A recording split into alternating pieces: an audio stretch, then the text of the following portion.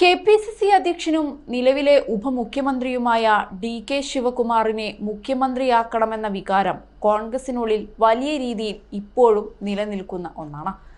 ലോക്സഭാ തെരഞ്ഞെടുപ്പിൽ സംസ്ഥാനത്ത് കോൺഗ്രസിന് തിരിച്ചടി നേരിട്ടാൽ ഡി.കെയെ മുഖ്യമന്ത്രിയാക്കണമെന്ന ആവശ്യം നേതാക്കൾ പരസ്യമായി തന്നെ ഉയർത്തിയേക്കും. എന്നാൽ മുഖ്യമന്ത്രി സിദ്ധരാമയ്യ സംസ്ഥാന സർക്കാരിന്റെ തലവനായി 5 വർഷത്തെ ഭരണം പൂർത്തിയാക്കുമോ എന്ന ചോദ്യങ്ങൾ അദ്ദേഹം അധികാരമേറ്റെടുത്ത ദിനം മുതൽ തന്നെ ഉയർന്നു കേൾക്കുന്ന ഒന്നാണ്. സിദ്ധരാമയ്യയുടെ മകനും മുൻ കോൺഗ്രസ് എംഎൽഎയുമായ യതീന്ദ്ര സിദ്ധരാമയ്യ കഴിഞ്ഞ ദിവസം നടത്തിയ പരാമർശങ്ങളും കർണാടകയിൽ അധികാര കൈമാറ്റമുണ്ടാക്കുമോ എന്ന ചർച്ചകൾ ശക്തമാക്കിയിട്ടുണ്ട്. സിദ്ധരാമയ്യയുടെ നേതൃത്വത്തിൽ കർണാടകയിൽ പരമാവധി ലോക്സഭാ സീറ്റുകൾ നേടേണ്ടത് അനിവാര്യമാണെന്ന് പറഞ്ഞ യതീന്ദ്ര ഈ വിജയത്തിലൂടെ അടുത്ത 5 വർഷവും ഒരു തടസ്സവുമില്ലാതെ അദ്ദേഹം മുഖ്യമന്ത്രിയായി തുടരുമെന്ന് ഉറപ്പാക്കാൻ കഴിയുമെന്നും ആത്മവിശ്വാസത്തോടെ പറയുന്നുണ്ട്.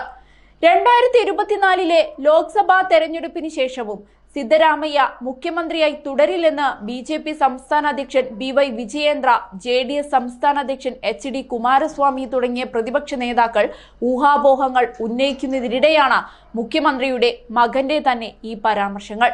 അതേസമയം പാർട്ടി തലത്തിൽ മുഖ്യമന്ത്രിയുടെ കാലാവധിയെക്കുറിച്ച് ഇതുവരെ ചർച്ച നടന്നിട്ടില്ലെന്നാണ് സിദ്ധരാമയ്യ സർക്കാരിലെ മന്ത്രിമാർ വ്യക്തമാക്കുന്നത്. സിദ്ധരാമയ്യ തുടരുമോ എന്നത് പാർട്ടി ഹൈക്കമാൻഡിന് വിട്ട തീരുമാനമാണെന്നാണ് കഴിഞ്ഞ ദിവസം മാധ്യമപ്രവർത്തകരുടെ ചോദ്യങ്ങൾക്ക് മറുപടിയായി ആഭ്യന്തരമന്ത്രി ജി പരമേശ്വര പറഞ്ഞത്. വരുന്ന ലോക്സഭാ തെരഞ്ഞെടുപ്പിൽ സിദ്ധരാമയ്യയുടെ നേതൃത്വത്തിൽ മാത്രം മത്സരിക്കില്ലെന്നും അദ്ദേഹം പറഞ്ഞിട്ടുണ്ട്. കെ.പി.സി.സി പ്രസിഡന്റും ഞങ്ങളും ഉണ്ട്. 28 സീറ്റുകൾ നേടുന്നതിനായി ഞങ്ങൾ ഒരുമിച്ച് പ്രവർത്തിക്കുന്നു. യതീന്ദ്രയുടെ പരാമർശങ്ങളെക്കുറിച്ച് തനിക്ക് അറിയില്ല. സംസ്ഥാനത്തെ 28 സീറ്റുകൾ നേടാനാണ് ഞങ്ങൾ ശ്രമിക്കുന്നതെന്നും അദ്ദേഹം പറഞ്ഞിരുന്നു. ഇതിനിടയിൽ കർണാടക ബി.ജെ.പി. ചില അഴിച്ചുപണിയൊക്കെ നടക്കുന്നുണ്ട്. കഴിഞ്ഞ നവംബറിൽ മുൻ മുഖ്യമന്ത്രി ബി.എസ്. യെദ്യൂരപ്പയുടെ മകൻ വിജയേന്ദ്ര യെദ്യൂരപ്പയെ ബി.ജെ.പി. സംസ്ഥാന യൂണിറ്റ് പ്രസിഡന്റായി നിയമിച്ചിരുന്നു. നളിൻ കുമാർ കട്ടീലിന് പകരമായാണ് വിജയേന്ദ്രയെ ബി.ജെ.പി. സംസ്ഥാന അധ്യക്ഷനാക്കിയിരിക്കുന്നത്. ലോക്സഭാ തെരഞ്ഞെടുപ്പിന് മുന്നോടിയായാണ് ബി.ജെ.പി. സംഘടനാ അഴിച്ചുപണി നടത്തിയത് എന്നതും ശ്രദ്ധേയമാണ്. മെയിൽ നടന്ന നിയമസഭാ തെരഞ്ഞെടുപ്പിൽ ബി.ജെ.പി. കനത്ത പരാജയം ഏറ്റുവാങ്ങിയിരുന്നു.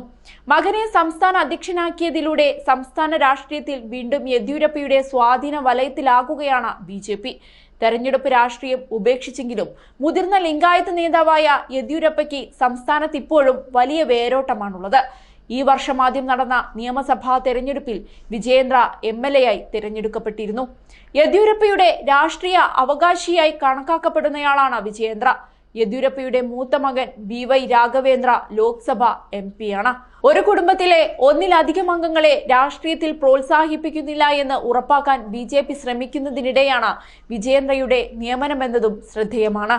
ഇതെല്ലാം ലോക്സഭാ തെരഞ്ഞെടുപ്പിനായി കോൺഗ്രസിനെതിരെ പ്രയോഗിക്കുന്ന ബി.ജെ.പിയുടെ ആയുധങ്ങളാണെന്ന് നിസ്സംശയം പറയാം.